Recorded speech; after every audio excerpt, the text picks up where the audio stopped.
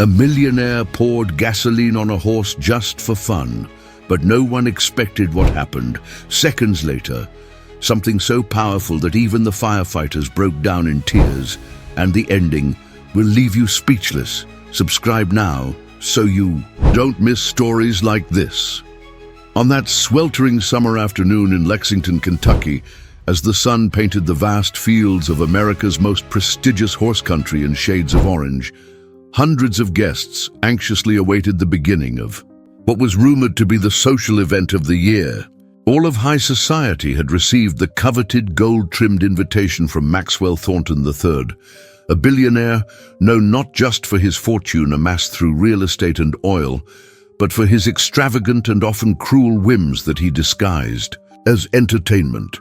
From the sprawling veranda of Thornton Estate, the guests could admire the Kentucky bluegrass stretching toward the horizon, pristine white fences dividing paddocks where thoroughbreds worth millions grazed peacefully. Crystal champagne flutes clinked as the orchestra played soft melodies, providing the soundtrack to hushed conversations about what spectacular display their host had planned for the evening.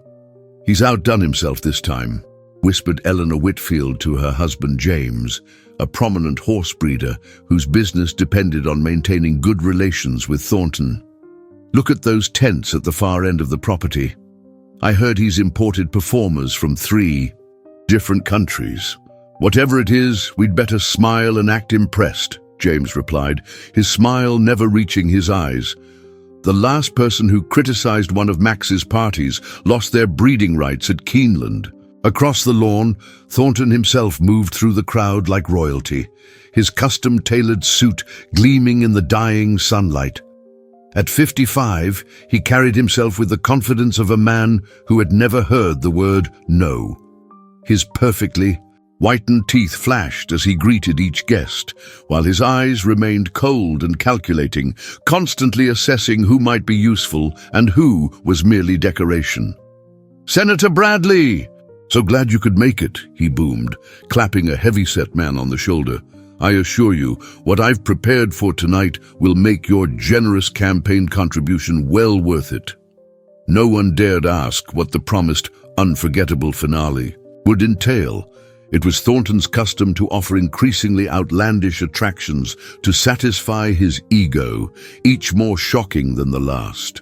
But tonight, unbeknownst to his guests, he had decided to cross a line that would set in motion a chain of events affecting the entire county. Behind the scenes of the elegant celebration, in a preparation area hidden from view, Sarah Calloway checked her watch nervously. As Thornton's event coordinator for 3 years, she had orchestrated dozens of his parties, each more morally questionable than the last, but tonight's instructions had made her stomach turn. "Miss Calloway, Mr. Thornton wants an update on the special arrangement," said Robert, the head of security, his voice lowered despite the surrounding noise. Sarah nodded stiffly. "Please tell Mr. Thornton that everything is proceeding according to his specifications. The arena is set up, and Midnight Prince is being prepared." Robert's eyes widened slightly at the mention of the thoroughbred, a black stallion of rare beauty and gentle temperament that had been Thornton's prized possession for years. "The horse? I thought he was joking about that part." "He wasn't," Sarah replied, her voice tight. "And there's more. He wants gasoline canisters positioned around the arena." "Jesus Christ," Robert muttered. "For what?" "He says it's for effect, to scare the horse, make it perform better." Sarah's hands trembled slightly as she adjusted her clipboard. "I've tried talking him out of it, but you know how he gets when someone challenges his ideas." As the sky darkened and the golden lights of the party glowed more intensely across the manicured grounds, Sarah made her way to a quiet corner behind one of the catering tents. With shaking hands, she dialed a number she had saved months ago, but never thought she'd use. "Lexington Fire Department non-emergency line," came the voice on the other end. "Hello?" Sarah whispered, glancing over her shoulder. "I need to speak with Chief Miller. It's about a potential situation at Thornton Estate." 10 minutes later, Sarah rejoined the party, her face composed into a professional mask even as her mind raced. She had done what she could to alert authorities without explicitly betraying her employer. Now, she could only hope that Chief Miller would take her veiled warning seriously and have units standing by. As midnight approached, Thornton climbed onto a small stage set up near the main tent, tapping a knife against his crystal glass to call for attention. "My distinguished friends," he began, his voice carrying across the now silent crowd. "I've brought you all here, not just for the fine bourbon and pleasant conversation, but to witness something truly spectacular, something that will remind us all of the raw power that lies beneath civilization's thin veneer." A murmur rippled through the crowd as servants distributed fresh glasses of champagne. Thornton continued, his eyes gleaming with anticipation. "In just moments, I invite you all to follow the lantern path to our special arena, where you'll witness a display of primal fear and beauty combined. My prize stallion, Midnight Prince, will be the star of our show tonight." From her position at the edge of the crowd, Sarah caught the eye of James Whitfield, who frowned slightly at the announcement. As one of Kentucky's most respected horse breeders, James understood the value and sensitivity of thoroughbreds better than most. She had hoped he might speak up, but the power dynamics were clear. No one questioned Maxwell Thornton III, not even those who found his ideas distasteful. As the guests began to follow the lantern-lit path toward the makeshift arena, Sarah slipped away, cutting across the property toward the stables. She had to see for herself what final preparations Thornton's staff had made for the show, and perhaps find some way to minimize the damage about to unfold. What she found made her blood run cold. The arena had been set up with torches around the perimeter, creating dramatic lighting that would surely terrify any horse. Worse, several security men were positioning containers of gasoline near the entrance where the stallion would be brought in. Not close enough to actually harm the animal, but certainly close enough to create panic with their smell. "This isn't right," she whispered to herself, watching as Midnight Prince was led from his stable, the magnificent animal already sensing something amiss, his ears flicking nervously. As the distant sounds of the party reached him, Sarah made a decision then, one that would change everything. Slipping back toward the main house, she found the groundskeeper's office and used her master key to enter. Inside, she grabbed the radio that connected to all the farm hands. "This is Sarah Calloway. Is anyone monitoring this channel? I need help at the arena, immediately." There was a moment of static before a voice responded. Jackson Reed, one of the stable hands who had worked with Midnight Prince since the stallion arrived at the estate. "I'm here, Miss Calloway. What's going on?" "Jackson, listen carefully." Sarah's voice trembled with urgency. "Thornton's planning something terrible with Midnight Prince. I need you to create a distraction, anything to delay the show by at least 15 minutes. "What kind of terrible?" Jackson's voice crackled through the radio, alarm evident in his tone. "Gasoline, torches, fireworks. He wants to terrify the horse for entertainment." Sarah glanced at her watch. "I've made a call to someone who might help, but we need time." Jackson Reed, a 32-year-old former rodeo rider who'd found his calling working with thoroughbreds, didn't hesitate. "I'm on it. But Miss Calloway, you know if Thornton catches us?" "I know," she replied softly, "but some things matter more than a job." Across the property, the guests were filing into elegant rows of chairs surrounding the makeshift arena. Cocktail servers circulated with trays of bourbon and champagne, while Thornton stood center stage, enjoying his role as master of ceremonies. None of them noticed Jackson slipping between equipment trucks, making his way to the electrical panel that powered the arena's dramatic lighting. "Ladies and gentlemen," Thornton's amplified voice boomed across the night air. "What you're about to witness is the primal dance between man and beast, fear and control." He gestured dramatically toward the entrance where his prized stallion would soon appear. "My Midnight Prince, worth over $12 million and descended from Triple Crown winners, will demonstrate how even the most domesticated creature reverts to its wild nature when properly stimulated. Several guests exchanged uncomfortable glances. This wasn't the elegant dressage demonstration or jumping exhibition they had expected. Something in Thornton's voice suggested a darker entertainment. James Whitfield leaned toward his wife. "I don't like this. Whatever he's planning isn't right." He began to rise from his seat, but Eleanor pulled him back down. "Not here, James. Not publicly," she whispered. "Remember what happened to the Millers when they crossed him."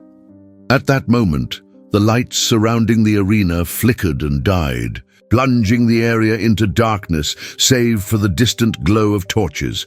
Confused murmurs rippled through the crowd. "Minor technical difficulty," Thornton announced, irritation evident in his voice. "My team will have it resolved momentarily." Behind the scenes, Jackson worked quickly. After cutting the power, he'd moved to the preparation area where two handlers were readying Midnight Prince for his entrance. The magnificent black stallion was already agitated, sensing the tension and the unfamiliar surroundings. "Mr. Thornton wants the horse back in his stable," Jackson told them with an authority he didn't possess. "Says there's an electrical issue that could spook him." The handlers hesitated. "We didn't get that order," one said suspiciously. Jackson thought quickly. "Call him if you want, but he's already pissed about the lights. Do you really want to be the ones keeping him waiting for confirmation while his guests sit in the dark?" The bluff worked. The handlers exchanged glances and began leading Midnight Prince away from the arena. Jackson followed at a distance, watching as they returned the horse to his stall before heading back to the arena to check on the situation. This gave Jackson his chance. Quickly he entered the stable, soothed the agitated stallion with gentle words, and led him out through the rear exit. His plan was simple but risky. Take Midnight Prince to the old Willow Creek Trail that ran along the property's eastern boundary, a route that would eventually lead to the neighboring farm owned by Abigail Montgomery, an 80-year-old widow, and known throughout Lexington for her lifetime dedication to animal welfare. Meanwhile, Sarah was improvising her own part of the disruption. She'd located Robert, the head of security near the arena. "Robert, we have a situation," she said breathlessly. "I just got word that someone's been tampering with the electrical system. Security cameras picked up an unauthorized person near the southwestern storage buildings." Robert frowned. "Thornton's not going to like delays. Would he prefer a security breach? Especially with all these wealthy guests and their possessions on site," Sarah countered. The security chief hesitated, only a moment before dispatching two of his team to investigate. Sarah knew this would thin out the security presence around the arena, buying more time for Jackson and Midnight Prince. Back at the arena, Thornton's patience was wearing thin. The technical team had restored power, but now they reported that the horse was being returned to the stables due to safety concerns. "Bring him back immediately," Thornton hissed at the unfortunate messenger. "I don't care what it takes. This is the centerpiece of the entire evening." Turning back to his increasingly restless guests, he forced a smile. "It seems my staff requires a lesson in following instructions. While we wait, allow me to explain what you're about to witness. Midnight Prince, like all horses, harbors ancient instincts, particularly fear of fire. Tonight, we'll create a controlled environment to trigger those instincts, revealing the spectacular power and beauty of unbridled fear." The explanation sent a fresh wave of discomfort through the audience. Senator Bradley leaned toward his wife, whispering, "This is crossing a line, using an animal like that." Across the field, Jackson led Midnight Prince along the shadowy perimeter of the property. The stallion, sensing freedom and the absence of the threatening arena, had calmed somewhat, following Jackson's lead with the trust built over years of care. They were halfway to the property line when floodlights suddenly illuminated the area behind them. "Security alert," blared a voice over the estate's outdoor speaker system. Unauthorized activity near the eastern boundary. All available personnel respond. Damn it, Jackson muttered, realizing Midnight Prince's absence had been discovered. He needed to move faster, but rushing a skittish thoroughbred through unfamiliar terrain in the dark was dangerous. One misstep in a groundhog hole could mean disaster for a horse with legs as valuable as these. He led the stallion into a dense stand of trees, hoping to evade the sweeping lights.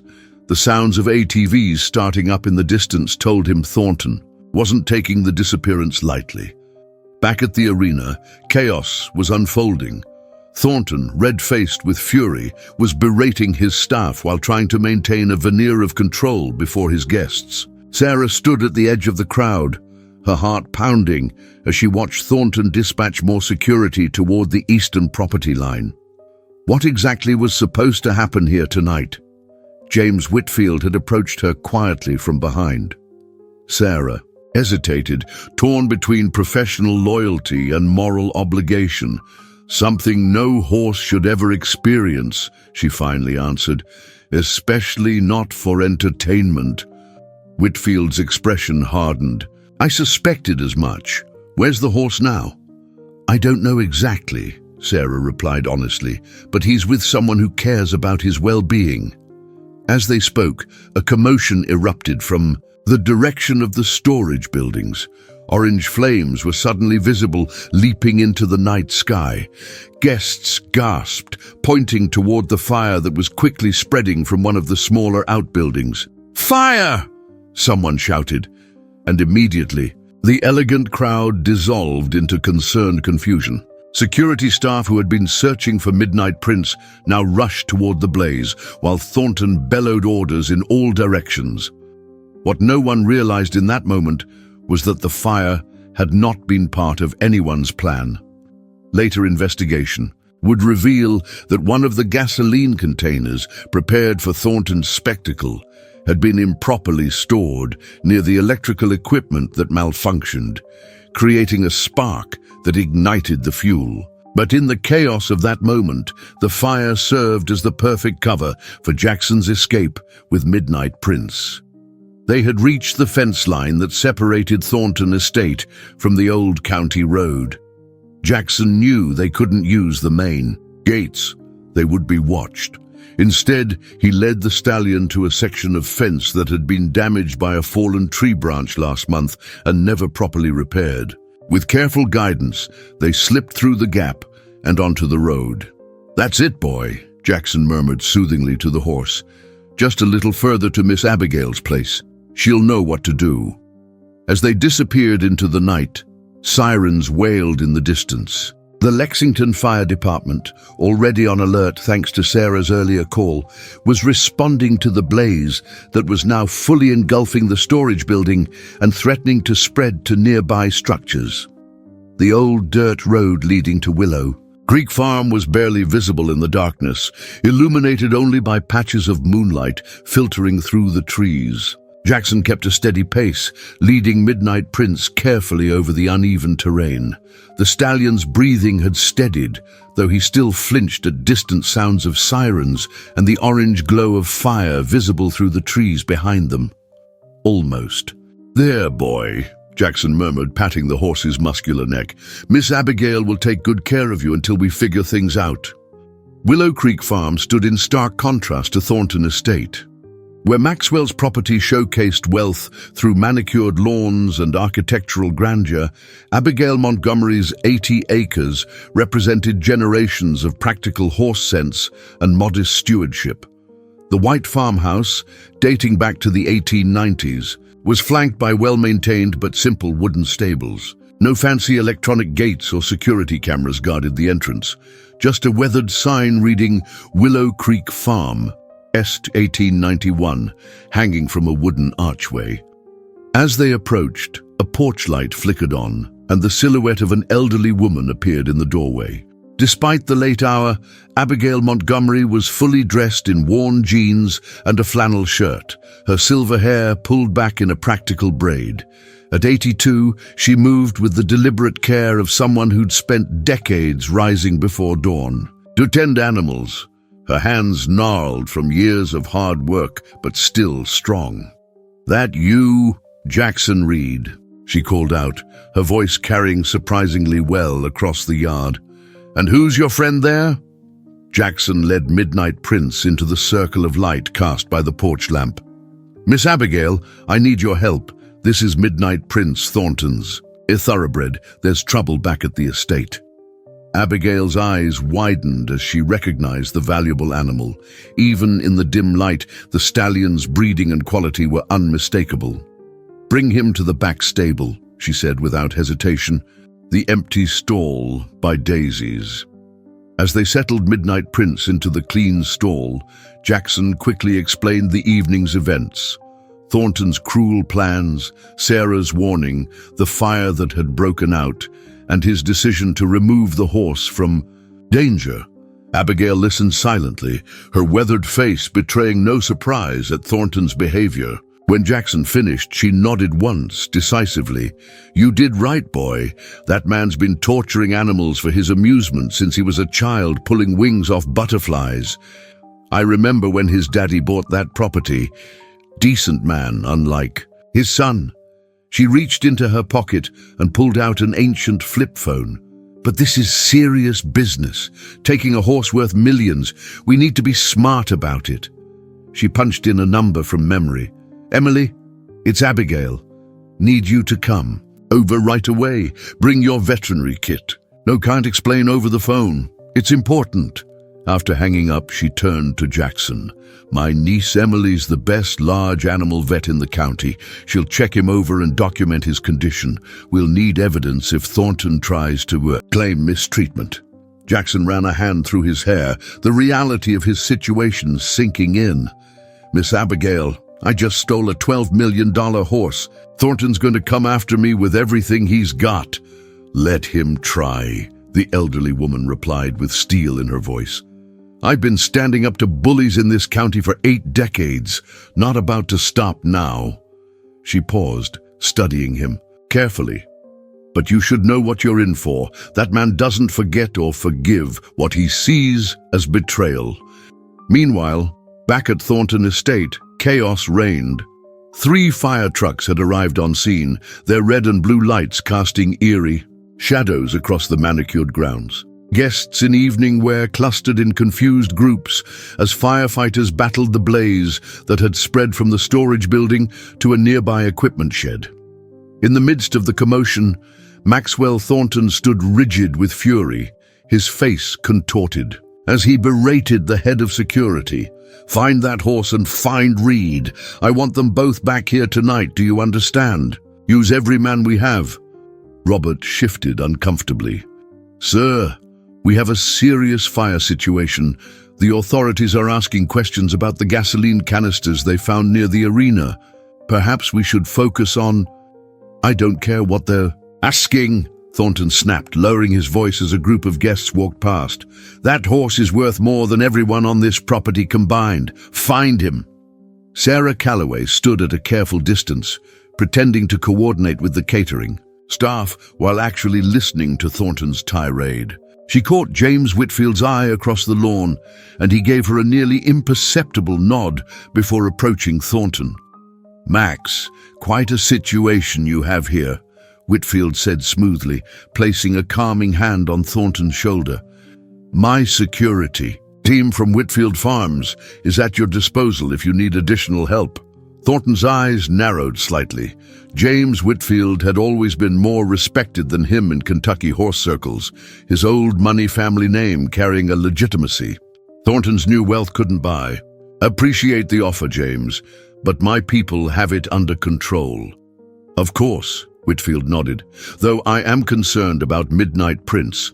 Valuable animal, and with all this commotion." He gestured toward the fire and emergency vehicles. "A horse is my concern," Thornton replied coldly. "Unless you're offering to buy him." Whitfield smiled diplomatically. "Just offering neighborly support, Max. That's what we do in horse country." As Whitfield walked away, Fire Chief Miller approached Thornton with a stern expression. "Mr. Thornton, we need to discuss the origin of this fire."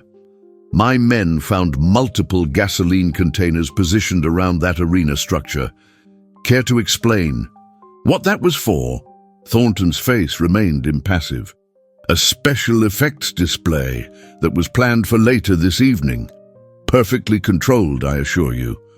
Obviously, we never got to that portion of the event. Special effects involving gasoline near animals and guests. The fire chief's skepticism was evident. We'll need a formal statement about that, and I'm going to have to involve the fire marshal for a complete investigation. As the fire chief walked away, Thornton turned to find Sarah standing nearby. "Miss Calloway," he said with dangerous quietness. "Interesting timing, all of these incidents." Sarah maintained her professional composure. "Very unfortunate, Mr. Thornton. I've already begun rescheduling arrangements for your guests' early departures." "Have you?" His eyes bored into hers. "And do you happen to know where Jackson Reed might be? He seems to have disappeared around the same time as my horse." "I haven't seen him since earlier this evening," Sarah replied truthfully. "Perhaps he's helping with the fire response." Thornton studied her face for several uncomfortable seconds before turning away. "Find him," he instructed Robert, "and pull the security footage from every camera on the property." At Willow Creek Farm, Emily Montgomery had arrived and was conducting a thorough examination of Midnight Prince. In her mid-30s, Emily had the same no-nonsense demeanor as her aunt, though her knowledge was backed by modern veterinary science rather than Abigail's lifetime of practical experience. "He's showing signs of stress," Emily noted, checking the stallion's eyes. "Elevated heart rate, dilated pupils, and look at these small cuts on his legs, consistent with running through brush, possibly evading something." She photographed each injury methodically with her phone. Thornton had set up an arena with torches and gasoline, Jackson explained, leaning against the stall door. He was planning to frighten him deliberately, make him panic as entertainment. Emily's expression hardened. Terrorizing an animal for amusement. That man never changes. She completed her examination, making detailed notes on her tablet. "I'm documenting everything. If Thornton tries to claim you harmed this horse by removing him, we'll have evidence showing exactly what condition he was in immediately after leaving the estate." Abigail, who had been watching silently, suddenly straightened at the sound of tires on gravel. "Someone's coming. Jackson, into the tack room." "Emily, keep working." Jackson slipped into the adjacent room just as headlights swept across the stable entrance. Moments later, a familiar voice called out, "Miss Abigail, it's Sarah Calloway." Abigail raised an eyebrow at Emily, who shrugged uncertainly. "Come on in, Miss Calloway," the older woman called. "We're in the back stable." Sarah appeared in the doorway, still dressed in her event coordinator outfit, though now smudged with ash and dirt. Her eyes widened at the sight of Midnight Prince. "You got him here safely," she breathed with evident relief. "Is Jackson—" "I'm here," Jackson said, emerging from the tack room. "How did you find us?" "Educated guess," Sarah replied. "And I remembered you mentioning Miss Montgomery once when we discussed local horse rehabilitation programs." She looked around nervously. "I can't stay long. Thornton is on a rampage. He's called in private security from Lexington to supplement his team, and they're going to start searching neighboring properties soon." Emily closed her medical kit with a decisive snap. "Let them come. This horse shows evidence of psychological distress and minor physical injuries consistent with Jackson's account. As a licensed veterinarian, I have the authority to temporarily place an animal in protective custody if I suspect mistreatment." "It won't be that simple," Sarah warned. "Thornton's already spinning a story about a disgruntled employee stealing a valuable horse. He's calling it straightforward theft, not a rescue." She turned to Jackson. "He's going to come after you with everything he has." Abigail stepped forward, her slight frame somehow filling the space with authority. "Then we'd better make sure. We have everything we need to fight back. Sarah, tell us exactly what you saw being prepared for that arena tonight. Every detail.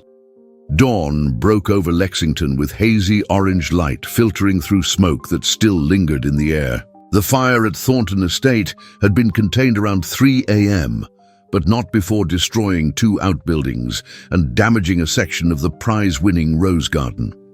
As emergency vehicles finally departed, Maxwell Thornton stood on his veranda, phone pressed to his ear, his voice cold and controlled despite his simmering rage. "I don't care what time it is, Richard.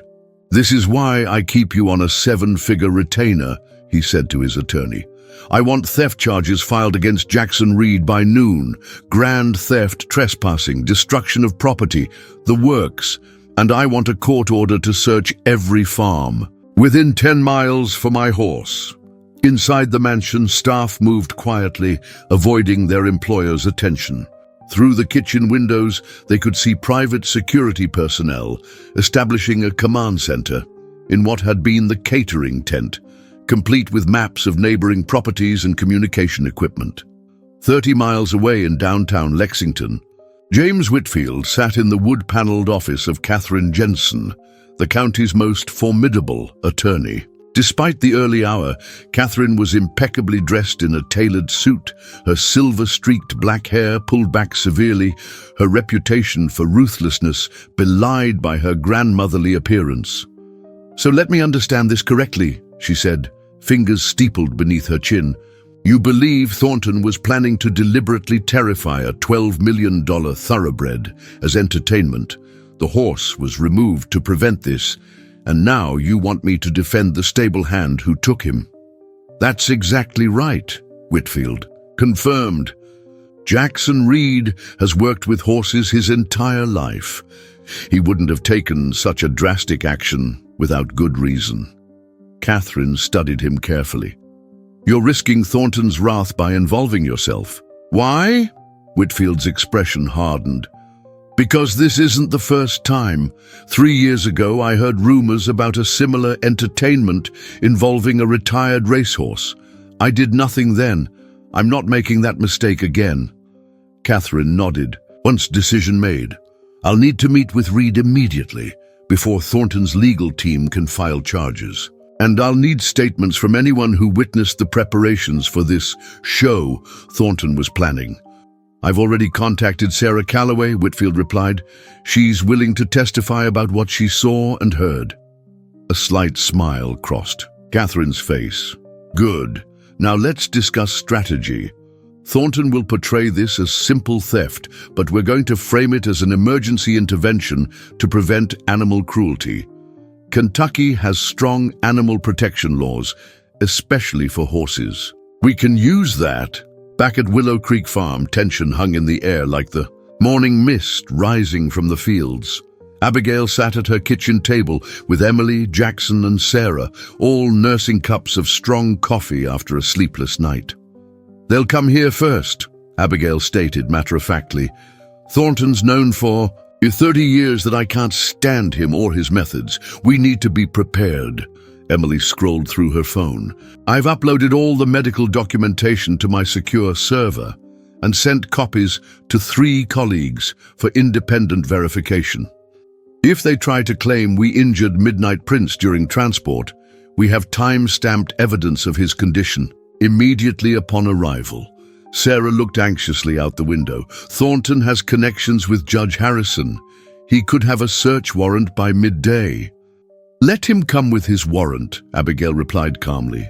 "This farm has been my family's for 5 generations. I know every inch of these 80 acres, including places no searcher will easily find." Jackson shook his head. "I won't let you risk your farm, Miss Abigail. Maybe I should just—" He was interrupted by the sound of tires on gravel. Everyone tensed until Emily, peering through the curtains, relaxed slightly. "It's James Whitfield's car." Moments later, Whitfield entered the kitchen accompanied by Katherine Jensen, whose reputation preceded her. After brief introductions, Katherine wasted no time. "Mr. Reed, I've agreed to represent you, but I need complete honesty. Tell me exactly what happened last night, and don't omit a single detail." While Jackson recounted the events, Catherine took meticulous notes, occasionally interrupting with clarifying questions. When he finished, she turned to Sarah. "Miss Calloway, as Mr. Thornton's event coordinator, what specific instructions were you given regarding the arena setup and the use of the horse?" Sarah's voice was steady as she described the planned spectacle.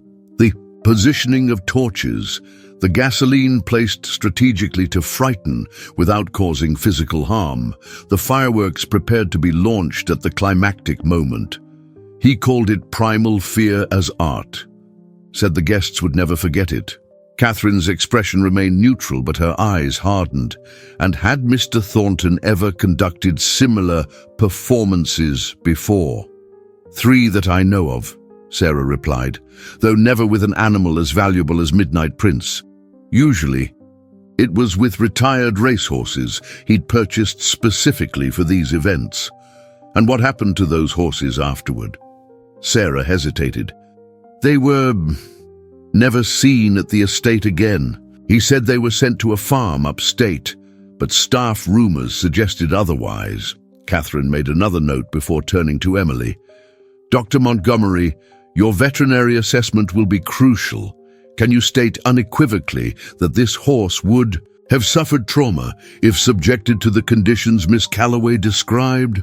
Emily nodded firmly, without question. "Exposure to fire, loud noises, and threatening stimuli would cause extreme psychological distress to any horse, potentially triggering dangerous panic responses. For a high-strung thoroughbred, the risk of self-injury would be significant." "Good." Catherine closed her notebook. "Now, here's our immediate strategy. First, Mr. Reed, you didn't steal this horse. You temporarily relocated him to prevent imminent harm, acting out of professional ethical obligation to animal welfare. Second, Miss Calloway, we need to secure any documentation you might have of previous events or of last night's preparations. Emails, texts, photos, anything. I have copies of the event plans on my personal cloud account," Sarah confirmed, "including Mr. Thornton's specific requirements for the arena setup." "Excellent. Mr. Whitfield has already begun reaching out to guests who seemed disturbed by Thornton's announcement." Catherine checked her watch. "Now, we should expect Thornton's legal response within hours. He'll likely—" The sudden wail of police sirens interrupted her. Through the window, they could see 3 county sheriff vehicles approaching, followed by Thornton's black Range Rover. "That was faster than expected," Catherine remarked calmly, standing and straightening her jacket. "Mr. Reed, say nothing without me present. Dr. Montgomery, you're here in your professional capacity to monitor the health of a horse you believe was at risk. Miss Calloway, I suggest you slip out the back. Your continued employment gives us an inside advantage we shouldn't sacrifice just yet." As Sarah slipped out through the kitchen door, Abigail straightened her shoulders and moved to the front entrance. No one in Fayette County faced down trouble with more dignity than Abigail Montgomery, and she wasn't about to start cowering now. Outside, Sheriff Tom Dawson stepped from his vehicle, followed by 2 deputies. Behind them, Maxwell Thornton emerged. From his Range Rover, his face a mask of cold fury barely contained beneath a veneer of civility. "Morning, Abigail," Sheriff Dawson said with the careful neutrality of a man caught between opposing forces. He held up an official document. "Got a search warrant here for your property, looking for a horse belonging to Mr. Thornton." "Morning, Tom," Abigail replied evenly. "You and your deputies are welcome to look around as the warrant requires. Mr. Thornton, however, can wait in his car." Thornton stepped forward, ignoring her. "The horse is a black thoroughbred stallion, 17 hands high, with a small white star on his forehead. And you'll likely find my employee, Jackson Reed, hiding here as well." The front door opened wider, revealing Catherine Jensen. "Good morning, Sheriff. Catherine Jensen, attorney. I'll be accompanying you during the execution of this warrant to ensure proper procedure is followed." Sheriff Dawson's expression flickered with surprise and perhaps a hint of concern. Catherine's presence clearly changed the dynamics of the situation. "Ms. Jensen didn't expect to see you here." "I represent several parties with interest in this matter," she replied smoothly. "Now, shall we proceed? I've reviewed your warrant, and while I note several potential procedural issues, we won't impede your lawful search." As the sheriff and his deputies began their inspection of the property, Thornton confronted Catherine at the bottom of the porch steps. "Interesting company you're keeping these days, Jensen. Defending horse thieves now?" "I defend those facing injustice, Mr. Thornton," she replied coolly. "Always have." Inside the house, Jackson sat at the kitchen table, his face tense but resolved. The sound of boots on wooden floors announced the approach of a deputy who entered the kitchen and immediately recognized him. "Jackson Reed?" the deputy asked, though it wasn't really a question. Before Jackson could respond, Catherine stepped between them. "My client has nothing to say at this time." "Your client is wanted for theft of valuable property," the deputy replied. "My client took emergency action to prevent animal cruelty, as was his ethical obligation as a professional horse handler." Catherine countered, "We'll be happy to address any formal charges through proper legal channels." Outside, Sheriff Dawson and his other deputy had reached the stables, where Emily Montgomery stood beside Midnight Prince's stall, her veterinary credentials displayed prominently. "This is the horse we're looking for," the sheriff confirmed, eyeing the magnificent thoroughbred. "Mr. Thornton will want him returned immediately." "I'm afraid that's not possible, Sheriff," Emily replied professionally. "As the attending veterinarian, I've placed this animal under temporary protective hold due to evidence of psychological distress and risk of further harm if returned to his previous environment." The sheriff frowned. "You have that authority?" "Under Kentucky Revised Statutes 525-130, yes, I do," Emily stated confidently. "I've documented his condition upon arrival here and have serious professional concerns about the treatment he was about to receive. You're welcome to review my findings." As the confrontation in the stables continued, James Whitfield arrived, stepping from his Mercedes with deliberate calm. The presence of one of Kentucky's most respected horse breeders immediately changed the atmosphere, particularly when several other vehicles followed his, members of the Kentucky Thoroughbred Association, all prominent figures in the horse community. The standoff at Willow Creek Farm quickly transformed from a simple search and seizure into something much larger. As word spread throughout Lexington's close-knit equestrian community, more vehicles continued to arrive: horse trainers, breeders, veterinarians, and even several former jockeys. By noon, the narrow country road was lined with cars, and nearly 50 people stood in silent support on Abigail Montgomery's property. Maxwell Thornton watched with growing fury as his straightforward retrieval operation spiraled beyond his control. The sheriff, clearly uncomfortable with the growing crowd of respected community members, had stepped aside to make several phone calls. "This is absurd," Thornton hissed to his attorney, who had arrived shortly after the sheriff. "It's my horse. I have the paperwork. They have no right to keep him." "The situation has complicated," the lawyer admitted reluctantly. "Dr. Montgomery's invocation of the animal welfare statutes creates a legal hurdle. We could challenge it, but with this many witnesses—" "I don't care about witnesses," Thornton snapped. "I want my property back, and I want Reed arrested. Today." Across the yard, Catherine Jensen was engaged in intense discussion with the sheriff and the county prosecutor, who had been summoned by phone. Her posture remained confident, her voice carrying just enough to establish authority without revealing specific strategy. Inside the main stable, Emily continued her professional documentation, photographing and cataloging every aspect of Midnight Prince's condition. James Whitfield stood nearby with 3 other prominent breeders, their presence ensuring no one interfered with her work. "The facial indicators of stress are unmistakable," Emily explained to the group. elevated breathing, dilated pupils, hypersensitivity to sudden movements, all consistent with an animal that experienced significant psychological distress within the past 12 hours.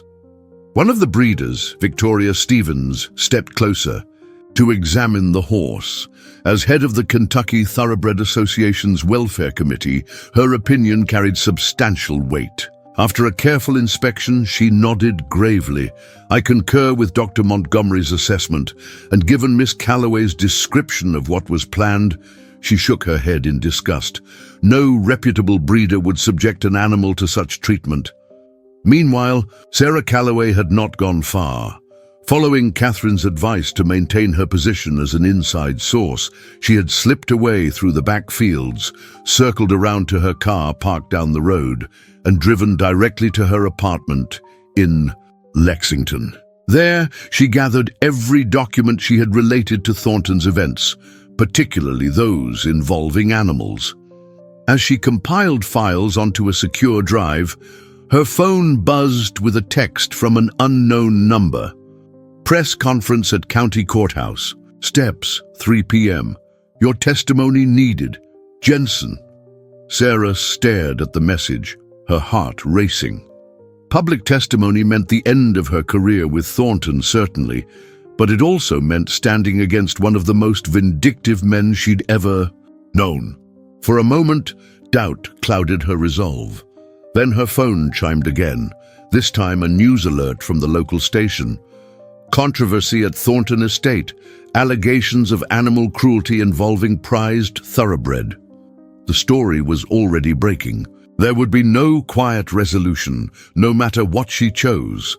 With sudden clarity, Sarah realized that remaining silent now would only leave her implicated in Thornton's actions. Decision made, she grabbed the drive, her documentation, and headed for her car. Back at Willow Creek Farm, the standoff had reached a tense equilibrium. The sheriff, unwilling to force the issue against such prominent community opposition, had withdrawn to consult with the county prosecutor about how to proceed. Thornton, incensed by the delay, had retreated to his vehicle to make calls to various contacts, judges, commissioners, anyone who might exert pressure on his behalf. Inside Abigail's kitchen, Catherine Jensen outlined their next steps to Jackson, Emily, and James Whitfield. "The prosecutor is reluctant to file charges against Jackson without more investigation," she explained. "That's our first victory. Now we need to shift from defense to offense." "How do we do that?" Jackson asked, the strain of the past hours evident in his voice. "By taking this public," Catherine replied firmly. "I've called for a press conference at 3. We'll present the evidence of what was planned, Emily's professional assessment of the horse's condition, and testimony from guests who were uncomfortable with Thornton's announcement." Whitfield nodded approvingly. "Several guests have already contacted me, disturbed by what they heard Thornton describing before everything went chaotic. The Bradleys in particular, the senator and his wife, were quite explicit about their discomfort." "Perfect," Catherine made another note. "Political allies will help tremendously." "Now, what about previous incidents?" Sarah mentioned this wasn't the first time. "I've been asking around," Whitfield confirmed. "We have 3 former Thornton employees willing to testify about similar entertainment in the past, though they're terrified of retaliation."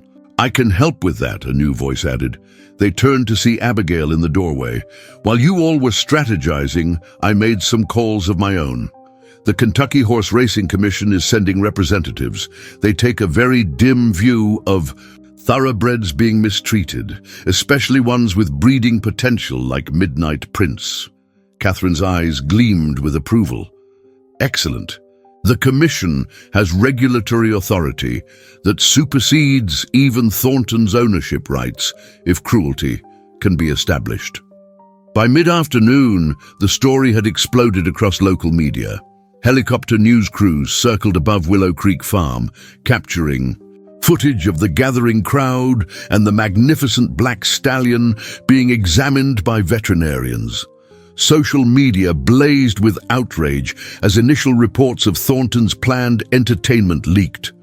At precisely 3 o'clock, Katherine Jensen stood on the courthouse steps in downtown Lexington, flanked by Jackson Reed, Emily Montgomery, James Whitfield, and, to everyone's surprise, Sarah Calloway, who had arrived just minutes before with a flash drive of evidence and a resolute expression.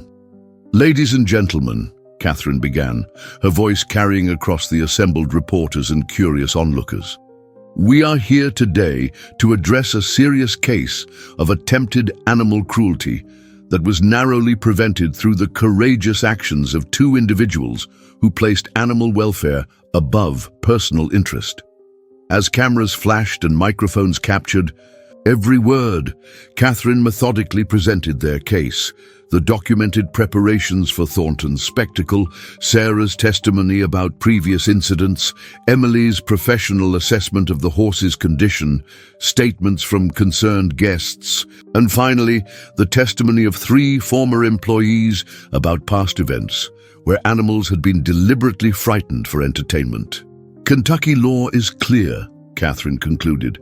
"Cruelty to animals is a criminal offense, and the temporary relocation of an animal to prevent imminent harm is not theft. It is responsible intervention. We call on the county prosecutor to investigate Mr. Thornton's actions and to dismiss any charges against Mr. Reed, whose only crime was compassion." Across town, Thornton watched the broadcast from his study, his face contorted with rage as his carefully constructed public image crumbled in real time. When his phone rang with the caller ID showing the Racing Commission, he knew the tide had turned against him. The aftermath unfolded with surprising swiftness. By evening, the county prosecutor had announced an investigation into allegations of animal cruelty at Thornton Estate. The Kentucky Horse Racing Commission had placed a temporary hold on all of Thornton's racing and breeding activities pending review. And most damaging of all, several of Thornton's business partners and investors had issued statements re-evaluating their relationship with his various enterprises. 1 week later, the small courtroom was packed as Judge Eleanor Martinez entered to deliver her ruling on the emergency injunction regarding Midnight Prince's custody. Having reviewed the evidence presented by both parties, the judge began, including sworn testimony, veterinary documentation, and expert opinions from the Kentucky Thoroughbred Association and Racing Commission, this court finds that there is substantial cause for concern regarding the welfare of the animal in question. If returned to Mr. Thornton's custody, she adjusted her glasses before continuing. Therefore, pending full investigation of the animal cruelty allegations, custody of the thoroughbred known as Midnight Prince shall remain with Willow Creek Farm under the supervision of Dr. Emily Montgomery and the Kentucky Horse Racing Commission. Furthermore, all charges against Jackson Reed are dismissed. The gallery erupted in muffled cheers, quickly silenced by the judge's gavel. As Thornton stormed out of the courtroom, reporters swarmed for comment, but he pushed past them, his empire of fear beginning to crumble now that people had found the courage to stand against him. Outside on the courthouse steps, Abigail Montgomery stood with Jackson, Sarah, Emily, and James Whitfield, their unlikely alliance having achieved what many thought impossible, holding one of Kentucky's wealthiest men accountable. "What happens now?" Sarah asked quietly as they watched Thornton's car speed away. "Now the real work begins," James replied. "The Racing Commission investigation will be thorough. With your documentation and the testimony we've gathered, I don't believe Thornton will be allowed to keep any of his horses." "And Midnight Prince?" Jackson asked, the question that mattered most to him. Abigail smiled, the weathered lines of her face softening. "That beautiful creature has found his forever home at Willow Creek. The commission already indicated they'd support transferring ownership to us, given the circumstances." As autumn descended on Kentucky horse country, transforming the rolling fields into a tapestry of gold and crimson. The final chapter of the Thornton scandal unfolded. The Racing Commission, after exhaustive investigation, permanently revoked his breeding and racing licenses. Several former employees came forward with additional accounts of mistreatment, leading to multiple criminal charges. Most satisfying of all, ownership of Midnight Prince was officially transferred to Willow Creek Farm, where Jackson Reed became head trainer for a new program dedicated to rehabilitating abused and traumatized horses. On a perfect October afternoon, visitors to the farm might see a magnificent black stallion galloping freely across sunlit pastures, his movements no longer constrained by fear or cruelty, a living testament to what can happen when ordinary people find the courage to stand against power and privilege in defense of those who cannot speak for themselves. Sarah Calloway, now working as events coordinator for the Kentucky Thoroughbred Association's education program, often visited. Standing beside Jackson at the fence line, watching Midnight Prince with his new companions, she reflected on how a single act of courage had created ripples that transformed an entire community. "Do you ever regret it?" she asked. "Taking that risk?" Jackson shook his head, his eyes never leaving the horses. "Not for a second. Some things are worth risking everything for." Behind them, Abigail Montgomery approached with a visitor, a young girl from the local school, one of many who now came to learn about horses and compassionate care. "And that, my dear," Abigail told the wide-eyed child, gesturing toward Midnight Prince, "is what happens when good people refuse to look away from wrongdoing. 1.